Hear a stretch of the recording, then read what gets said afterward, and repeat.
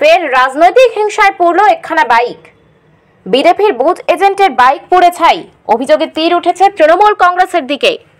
যদিও তাদের বিরুদ্ধে ওঠা অভিযোগ একেবারে অস্বীকার করে দিয়েছে তৃণমূল কংগ্রেস। ঘটনাটি ঘটেছে উত্তর কলকাতার বেলগাছিয়া জেকে মিত্র রোডে কাশীপুর মন্ডল সাংগঠনিক এলাকা বিজেপির। কলকাতা পুরসভার ৩ নম্বর ওয়ার্ডের ওই বিজেপি কর্মীর নাম তারক দাস। তিনি বিজেপির বুথ এজেন্ট। রাত ২:৩০ নাগাদ দুই ভাইয়ের বাড়ির সামনে দাঁড় করিয়ে রাখা দুটি বাইক পুড়িয়ে দিয়েছে কে বা কারা। তারক দাস তিনি ২০২১ সালে ভোট পরবর্তী হিংসার শিকার হয়েছিলেন বলে বিজেপির অভিযোগ। এদিকে আবারও প্রাক ভোট পূর্ব মুহূর্তেই তিনি আবারও ভোট পরবর্তীর হিংসার শিকার হলেন।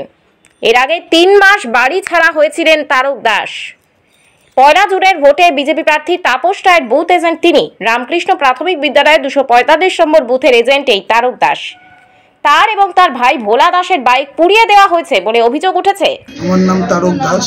আমি বিগত বহুদিন ধরে আমি বিজেপি পার্টি করি। ২০২১-এ আমি ঘর ছাড়া ছিলাম। এই আমাকে মারধর করার ইয়েতে আমি ৩ মাস পরে আমি ঘরে ঢুকেছিলাম। কাল রাত্রির বেলায় আমার এই ২:১০ নাগাদ আমার দুটো বাইক আমার জ্বালিয়ে দেয়। আমার ভাই কোনো রাজনীতি করে না, আমি রাজনীতিটা বিজেপি পার্টিটা আমি করি। আমি বুথ এজেন্ট। আমি তার জন্য আমার রাত ২:১০-এ আমার বাইকটা জ্বালিয়ে দেয়। আমরা যখন আগুনের তাপ পাই তখন উঠে দেখছি আমাদের বাইকগুলো অর্ধেক জ্বলে গেছে। এখানকারই হারবাদ বাহিনী, যারা তৃণমূলের হারবাদ বাহিনী আছে, তারাই আমার এগুলো জ্বালিয়েছে।